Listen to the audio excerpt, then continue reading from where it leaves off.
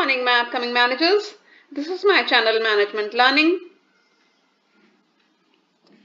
So we will offer the exhaustive learning of all these topics in this channel.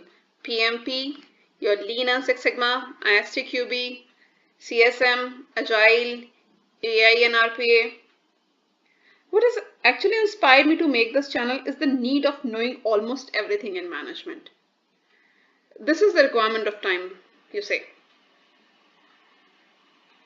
So before starting today's session, I'll give you a brief introduction about myself.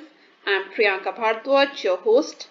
I have 12 plus years of industry experience, worked in many big MNCs like Tata Consultancy Services, HCL Technologies, Genpact, Pfizer, Vensteria. I have 4 plus years of management experience. Moreover, I'm PMP certified. I'm a certified Scrum Master. I'm Lean and Six Sigma certified Green Belt. I'm ISTQB certified, worked a lot in the field of Agile. So here, this is my brief intro. Here comes today's topic, project scope management. Project scope management includes process required to ensure that project includes all the work required and only the work required to complete the project and nothing else, nothing beyond the scope. This is clear with this definition as well, that we do not require anything which is beyond the scope of the project. So these are the 6 topics that we'll be covering in this scope management session. First is plan scope management. It's the process of creating a scope management plan that document how the project scope will be defined, validated and controlled. Here define means what are the basics of defining the scope, validating the scope and controlling it. What are the basics behind them? And in this we are making scope management plan. This is a component of project management plan that describes how the project will be defined, who all will be contributing in that, how it will be developed, how it will be monitored, controlled and verified. Second topic is collect requirements. As it's clear in the definition that this is a process of determining, documenting and managing stakeholders' needs and requirements to meet project objectives. It means understanding users' requirements. Your end users' requirements should be understood very clearly. Document them, pen down them and take a sign off. Manage them up to the end. We should not leave them as such. We just cannot say that this has been decided in the starting and now we have delivered this. No. It should be taken as a proper sign off. Then comes your defining scope. The process of developing a detailed description of project and product.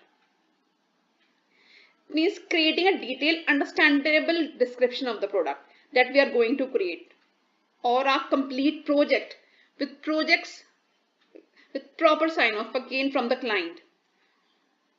Only this is we are going to create. It could have wireframes as well. It could have your sort of pictures as well. Flow chart. It could have anything, but it should be very much detailed and understandable.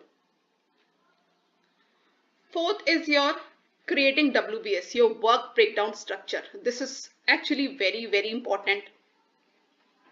Here, this is basically the process of subdividing the project deliverables and project work into smaller and more manageable components.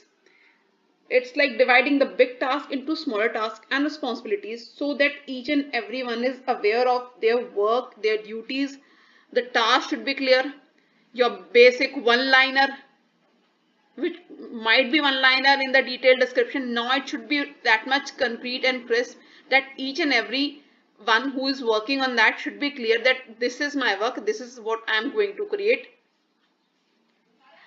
And after this only we can say that our work is done. Now comes your validating the scope.